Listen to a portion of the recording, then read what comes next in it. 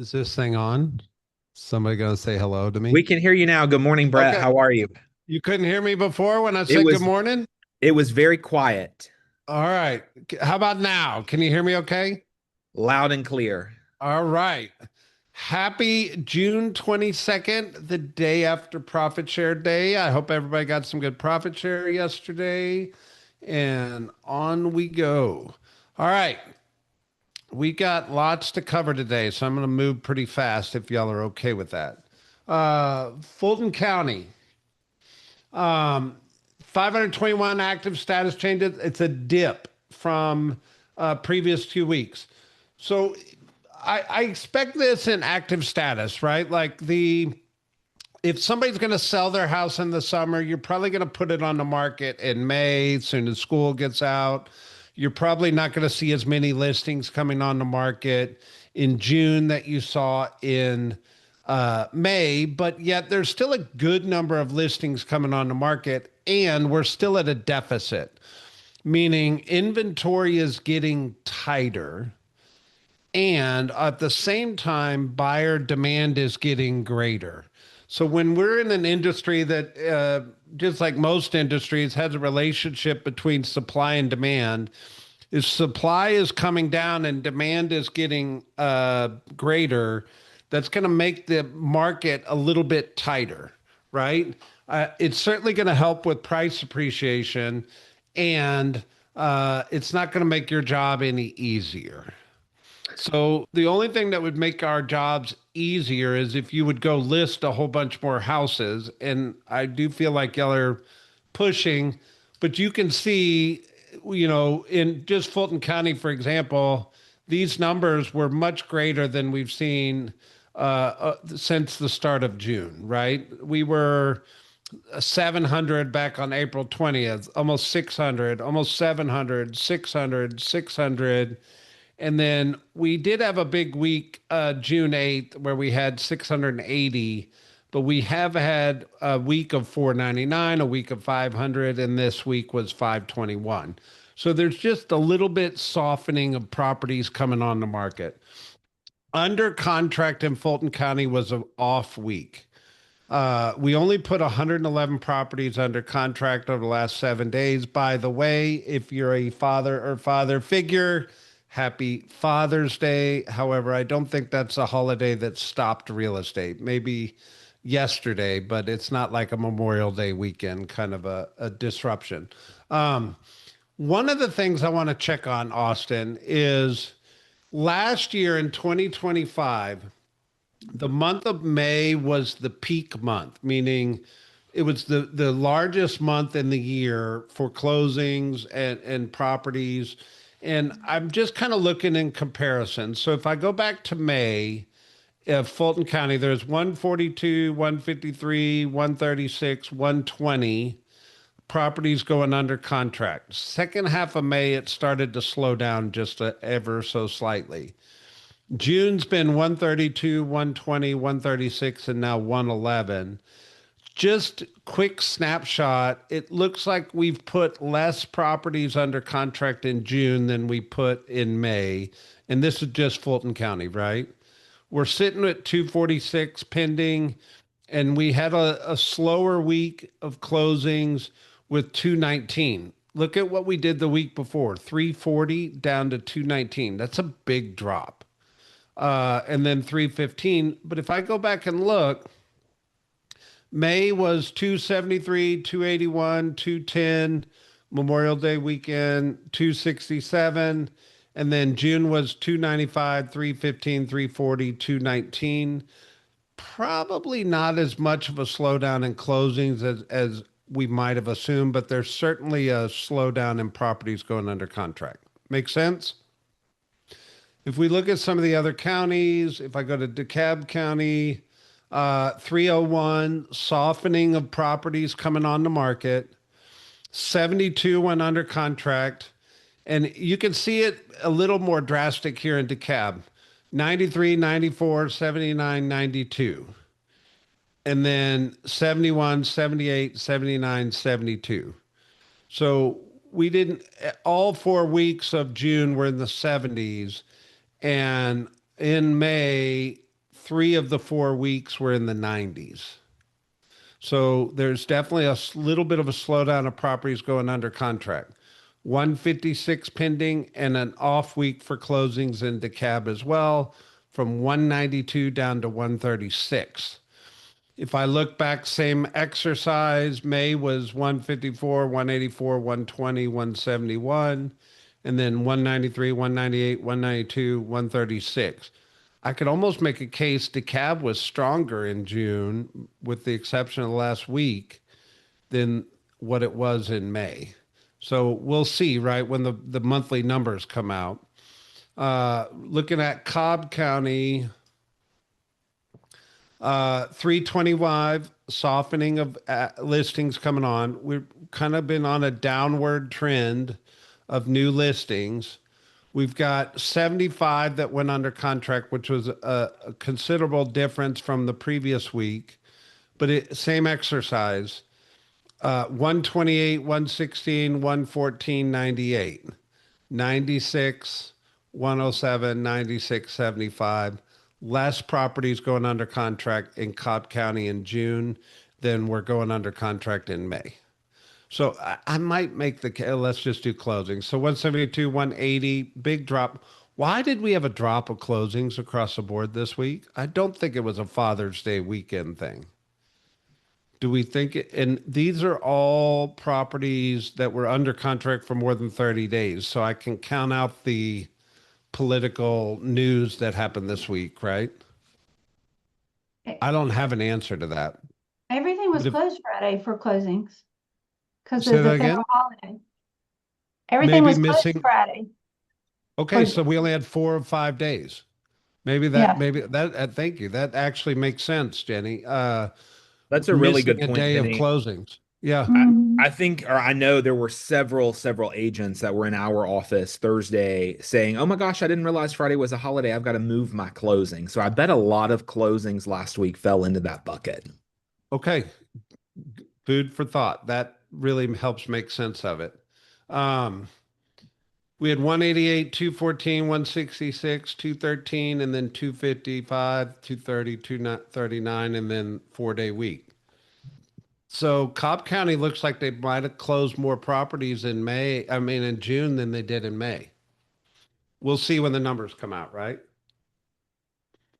Uh, what do you think, Austin? Brett, realistically, right now in this month, I feel like we're running through a distracted, filled month, right? We've got FIFA World Cup here, which I think is not only distracting some of our consumers, but also a lot of our agents.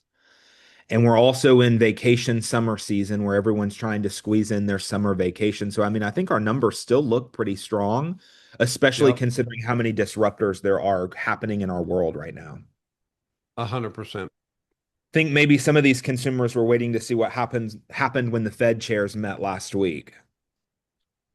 Yeah. So if I look at rates today, and this was Friday at close of business, the rates did come down ever so slightly last week. I expected them to with the media cycle of what was going on in Iran. Um, I'm still expecting them to come down second half of this year. Luke and I've had an ongoing argument. He doesn't believe they're coming down. I think they're coming down in the second half of this year. But let's see, right? Like we were on this call a week ago with all this optimism that the world was going to move forward, and I'm not sure the political media cycle over the last 7 days really played out that way. So we'll see, right? Like rates are probably going to be pretty constant for a period of time now. But I'm going to go to an article I debated going to. There was an article about the New York Knicks and how they just won this championship. And not that I want to go too far into a sports ball analogy here, but understand that the Knicks actually weren't the best team in the NBA last year, and they certainly didn't perform the best, meaning they didn't have the best shooting percentage, they didn't have the best stats on the court, yet they won the NBA championship. And this author is saying, well, what are the lessons for real estate agents in light of the New York Knicks winning this championship? The biggest word that pops out to me is resilience. And I think about real estate agents, man, you could have an open house and nobody come. Or you could go on a listing presentation and lose it to a competing agent. You could work with a buyer and they back out of the contract. Like there's all the things that can happen to us in real estate. Yet, are you resilient enough to go win the championship? You know, one of the biggest storylines that came out of the Knicks was they were down by 45 points at halftime in one of the games, ended up winning that game. And I think about us in real estate and whether you want to believe it or not, and the older I get, the faster it comes. We're halfway through the year, guys. And one of my rally cries has been the next 60 days of real estate are going to determine your 2026. Like the activities you're doing in the next 60 days, your efforts in the next 60 days are going to determine what your 2026 is going to finish. And I think whether you're ahead of goal, on pace for goal, or behind goal is irrelevant if you just show up and do what you know you need to do and keep swinging or keep shooting or and you just might win your own championship. I don't know. You saw this article, Austin. What do you think? You know, Brett, I agree, and I think a lot of people are getting agents are getting tired of hearing us talk about how going back to the basics and some of these unglamorous activities that we know drive business into our business, right? Work. But it's just making the habit of having that rebound activity, if you will, on your schedule and making it happen week after week after week. Those are the folks that are seeing great success. Perfect. I mean, the formula is simple. We get in the way, right? It's just a matter of doing it. I highlighted this in this article, Austin. It says the work that doesn't make the highlight reel. You know, we live in a social media world and we live in a highlight reel world, but it's the work that doesn't make the highlight reel that causes people to win. It's the open houses, it's the lead generation calls, it's the door knocking, it's the social media posts daily, it's the email drip campaign, it's the all those things, right? They don't always make the highlight reel, but that's actually what makes you win the championship, right? 100%. All right. This article, I, I'm going to position this way, Austin, is there are things that change in the real estate industry all the time. You could go back to when the NAR settlement, you could go back to private listing network, you could go back to they're trying to do a national MLS. They're Zillow getting cut off in some markets. You know, there's things that happen to our real estate industry from time to time. And the leadership thing I've learned over the years is phase one is just seek to understand.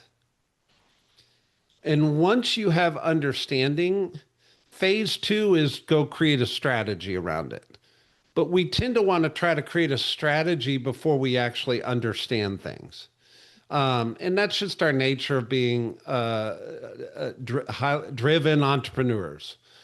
Well, Google, a couple of weeks ago, we talked about on this call, this Google homepage, if you just type Google, it's looked the same for 30 years.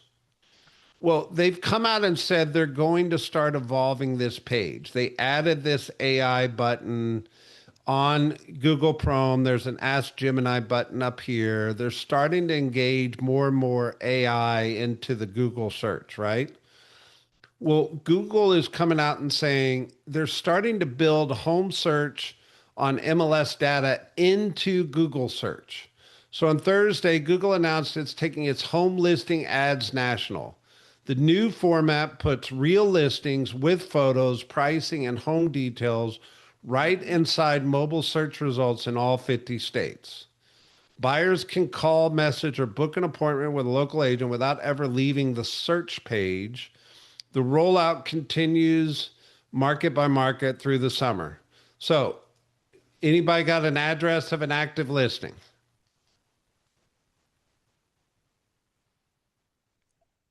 443 Timberleaf. Hit me, Cody. 443 Timberleaf. Timber. Yep. It was Way. Leaf. It started to pop up there. So Timberleaf, Leaf in Canton. Yeah, Road, Canton, Georgia. All right. So if I Google this today, I get the map and I get links to go to third party sites to find information. What I'm reading in this article is Google's going to start pulling the actual MLS listing into the feed. It's not obviously not here yet, but that could end up becoming a lead generation strategy for listing agents. If Google connects you directly to connects the buyers directly to the listing agent, we don't know yet. Um, but that's a shift. So you got to think about this today. If I'm a buyer and I'm driving through a neighborhood and I see a house, in the past, I probably would go Google the address, Mhm. or I'm going to pull up a Zillow or realtor.com and hit location, right? And have the search find my location, and then I would find the property that way. Um, is that a shift in they're meeting the consumer where they are? 9 times out of 10, I think they Google the address. 100%. And this may actually be a your listing, your lead strategy in the future. Um, and does it change the buyer habit of taking them off of a Zillow or a realtor.com? I don't know the answer to that. Um, but I think it's interesting to say the least. What do you think, Austin? I agree, Brett. I think it'll be interesting to see how it transpires. But just like Zillow continues to show up and meet the consumer needs where they're at, I think Google is now wanting to enter that conversation, right, and play ball in the same court. But I think for the agent of today, it would be a wise decision for your business to get your Google page optimized. Get your photos in, let Google start crawling, and have an understanding of who you are and what you do. So when the Atlanta market sees this shift to this new platform of Google, your information's already there and you're relevant as an agent in the marketplace. I And think the that's best good. part is it's free. Yeah. Um, and he's asking the same question. Quick question. Where did the buyer's home search actually begin? Not on Zillow, not on Redfin. Before a buyer ever opens a portal or an app, they type something into Google.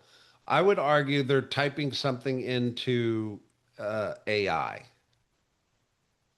I don't know that all are yet, but there's certainly still a chunk that are going to Google first.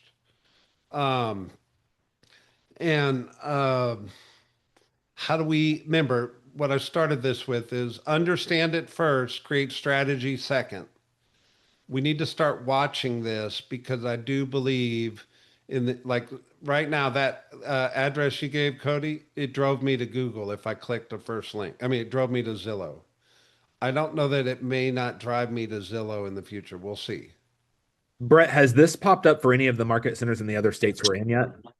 Nope, Okay. I've been checking.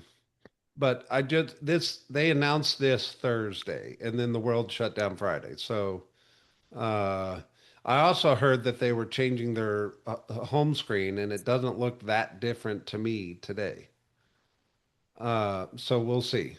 Anyway, just once again, this is all about where's the industry going, paying attention, right? All right, next article is on Housing Wire. And it says, here's the keys to the market for the rest of 2026.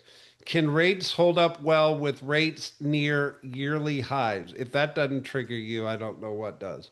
Our mortgage rates at our yearly high? Pretty close. However, the word is resilient. I actually think the buyer today is more resilient to mortgage rates than they've been in years.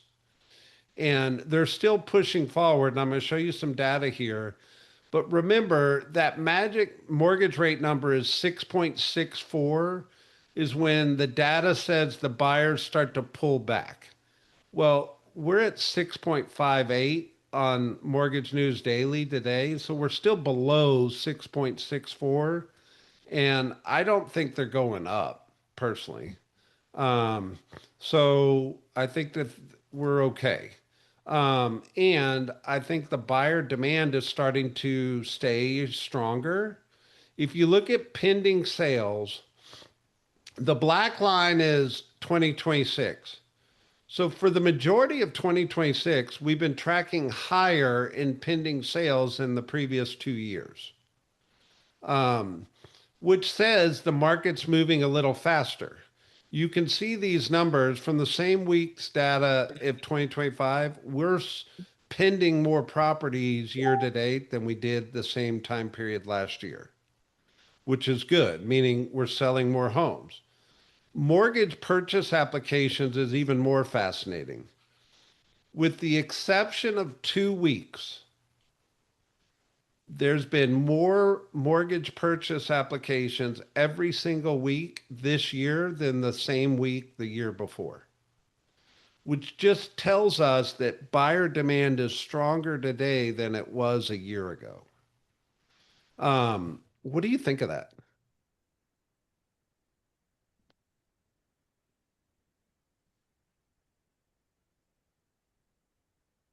Brett, I think it's very interesting, right? But I think if you are having conversations with your mortgage folks, you can definitely feel from them that they're getting more people coming through the door. But I think the biggest difference is the conversations that we're having with folks are still staying strong with those folks that need to move versus the people that want to move. Yeah. Meaning the the motivation still at the core motivation, not the fluff motivation, if you will. 100%. Yeah, I got it. Just food for thought. Okay. This article's on the Atlanta Business Chronicle. Home flipping sector just hit a milestone. It could be a game changer for investors. Typical profit margin for a flipped home grew to 25% in the first quarter of 2026. The flipping rate was up 7.2% in the fourth quarter and 8% in the first quarter. The metro areas with the lowest profit margins obviously were Texas. That's not our market. And then I come down here. Among large metro areas where population exceeds 1 million people, the top five were Atlanta, Cleveland, Dallas, Kansas City, and Memphis. Why they didn't give us a percentage, I don't know, but it's greater than 12.1. Um, Here's my thoughts, Austin, and then I would love to hear your thoughts. If I was an agent, I would venture to say a chunk of my business could come from investors, meaning maybe 20%, maybe 25, maybe even 33% of my business could come from investors on an annual basis. And I think a lot of investors went dormant when we hit the multiple market or multiple offer market. And then the price appreciation was so great for a number of years. I think some investors stayed a little dormant. But what this article is telling me is investors are heating up, not slowing down. And maybe it's a time to re-engage some people in my database that were investors and pick up some extra sales of people doing some investing in real estate. What do you think? I agree, Brett. I think that we finally entered the era where investors have accepted where rates stand, right? We're not seeing a lot of movement on the rate front. And so they're figuring out how to get savvy in their business and make numbers still work. And going back to the comment I made where we're dealing with people that have a need versus a want in their transition, I think that's a game changer for some of these investors that may have been dormant, have some capital sitting to go and get to be the hero for some of these sellers that have properties that have just been on the market for months and months and months. And they're creating their own wins essentially. Yeah. I don't know. Somebody else on the call. Who works with investors? Are you feeling it heating up? What, Val, I see you on here. You've flipped houses yourself. Is the market more favorable to investors now? I mean, I feel like it's always favorable to investors. I'm personally not finding as many deals to flip at the moment. I've got two active flips going, and that's usually like my minimum. But I'm definitely hungry for more. Interesting. Anybody else? Yeah, Brett, I have three investors, past clients that want to. One of them is already doing flips, and I agree. The challenge has been what they're asking for a lot of flips. It's just the numbers are not making sense because the cost of flipping is still higher, right? The cost of goods and tariffs. So I think that my investors, at least, they want some, but wanting to be careful because we know the market is not as strong on the resale side or when we get ready to put it back on the market. So I'm always having conversations with everybody. If the market does not improve and it gets worse, do we have an opportunity to sit and hold on it for a little bit? And when the market gets busy again, we can go ahead and put a for sale sign really fast versus waiting to try to find something to flip it. So just having the right conversations with investors makes them want to definitely get in it. Perfect. All right, I got two more articles. One is I thought this was fascinating. FMLS came out and made a statement that said they don't see FMLS cutting the Zillow feed. Now, the reason I think this is important is you saw the Chicago MLS cut their Zillow feed, and then the court system made them turn it back on.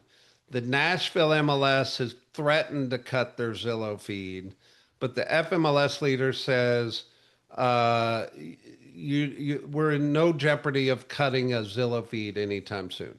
Um, Thoughts? Surprised?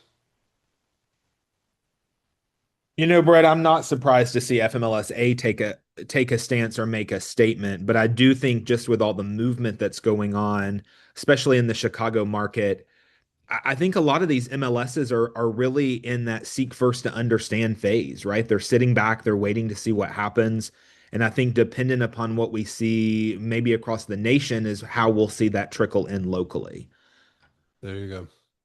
I think we Anyway, have a benefit that our data is multiple exposure opportunities still right now. all right. And last article on Atlanta Business Chronicle, it says Atlanta pending home sales fall in May as war inflation rattles buyers. I don't know that I fully agree with this.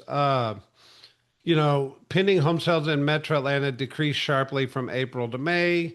We did have a big April. Fluctuating mortgage rates coupled with rising uncertainty of the economy are likely major contributors. High home prices in metro area offer prospective buyers little relief. So, according to this, the pendings fell from April to May. And if I go back to our stats, and let's just pick Fulton County, um, and I look at the last 3 months, can I get there? Um, in April, they were 279, 261, 254, 302. And then in May, it was 324, 273, 316, 279. I don't know that I see that stat in the numbers. Now, maybe if I went out to Gwinnett County and maybe there's some outlying counties like Bartow or Gwinnett or Paulding that maybe had a different results, but I don't think our market's fallen off a cliff like this article's making it sound like. Um, and it's an out of character drop for the metro area this time of year.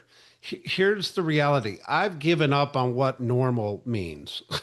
Like the last 4 years, the real estate industry has been anything but normal. So I don't know that there's any character to the real estate market. We're taking it month by month and week by week right now.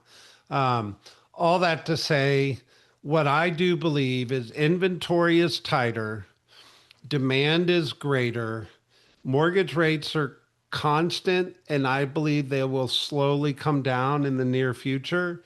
And I think the formula for that is the New York Knicks, Austin. Just go do what you got to do, and you will win your championship. Stay And consistent. you will Stay get your consistent. unfair share, right? 100%. All right, guys, there's your update. Unless anybody has any questions, we're out of here. All right. Bye. Happy Monday. Bye, guys. Bye. Thanks, Brett.